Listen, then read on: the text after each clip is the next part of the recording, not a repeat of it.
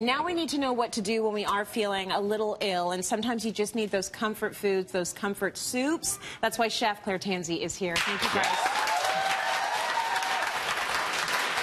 There's nothing like something that will warm you up to help make you feel a little bit better, and soups are going to do that. Yep. You've got a couple of them that we're going to talk about, starting with an easy tomato soup. Yes. Now, big spoiler. Yes. So did you know I used to sing in a rock band? What? I know. It was an all-girl band called the Chickpeas. I had no idea. Are you being serious right now? I'm being serious. It was an Okay, all-80s cover band. Yeah, it was before it was into food. But if you ever had, like, a sore throat or an upset, like, phlegmy, gross, disgusting throat, as mentioned, yes, my sort of voicey friends would say tomato soup. Really? Yeah, tomato soup. It just clears you out. So I have this wonderful tomato soup. It's super, super simple. Yeah. I've just like super long cooked some onions here for like 10 minutes. They're really translucent. I'm going to put in some garlic. We know how good garlic is for us. Yes, it is. And I did this the other day, and Michael freaked out. He's like, why aren't you peeling the garlic? I'm like, because the garlic press is going to do it for me. There you go. Right? Michael's her husband, by the way, and why not skip as many steps as possible in this cooking process? Exactly. Come on. Who likes peeling garlic? Not I. No. And then just a little pinch of thyme. You don't even really have to put the thyme in. And of course, my little 5-year-old son won't eat anything that's got green flecks in it. Yes. Right? He's still at the... I don't care for green flecks. Yeah. So skip it if you want. So that's just onion and garlic. And then this is so easy because it's canned tomatoes. Nice. Okay, so 2 huge cans of tomatoes. I always buy the whole tomatoes. The ones that are diced... There's something different about them. They're not quite as tomatoey. These are a lot more tomatoey. Okay. And you gotta look for something tomatoey. It's tomato soup, right? No. Now we're like gonna sound weird because we just keep saying tomatoey.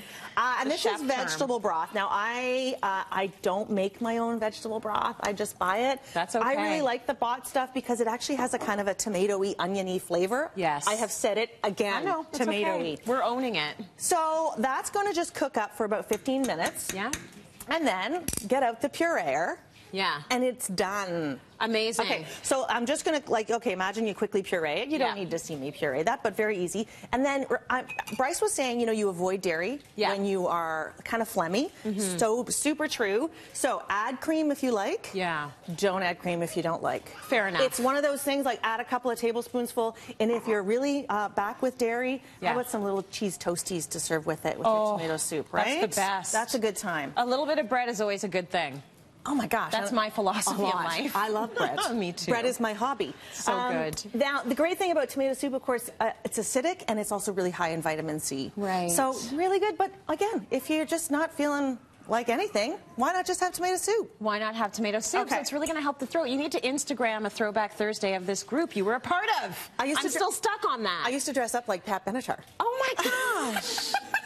It's true. It's so fun, so fun. Okay, now, so if that's what you do when you want to fight off the phlegm, the congee is what you make when you're feeling like cold and blue. And I know we've talked about this before. You don't love congee; it's a textural thing for you. It's a texture thing, yeah. And if you love congee, it's because it's porridgey, it's creamy, it's rich, it's comforting. It's honestly, it's like eating a fleece blanket. It's really good. It tastes better. So if you love it, you love it, and it's basically just a savory rice porridge. Okay. So that's about 3/4 of a cup of white rice. I've tried with brown, doesn't work. Sorry, I'm really sorry. You know, if possible, I will make brown rice with anything. Yeah. Could you cut me 3 large pieces of ginger? Is it do you want slices? I don't care. You can do whatever you want. I like how you roll. But when you're making congee, you're basically taking 3/4 of a cup of rice to like almost 10 cups of liquid.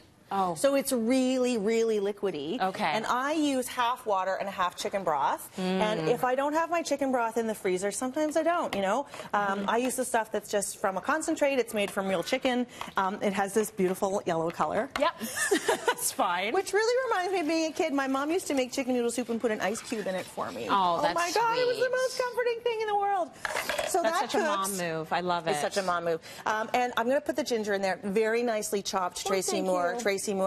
So a couple lumps of ginger go in there as well, and that cooks for quite a long time. You can do this in the slow cooker if you're kind of going out, but cooks for about an hour and 15 minutes. Okay. And then it becomes, oh, creamy, rich. I know, Tracy's like, get me away from here. I don't love congee. Maybe this is going to be the one that changes you. Maybe it is. And what I do with this congee is I serve it, and then I do a little bit of sesame oil, a little bit of soy sauce, and then a little tiny bit of green onion. Because you sprinkle on top. Well, I do, and I do it with my scissors, right? Yeah. And a little bit of fresh ginger as well. But this is going to give you just that little bit of spiciness. Of course, you can use hot sauce as well. Totally. It's going to make you feel really, really cozy. What's good about this is it's actually a super easy recipe to do, because when you're feeling a little bit under the weather, you don't feel like spending all that much time in the kitchen. Exactly. Okay, I like it. Yum, yum, yum.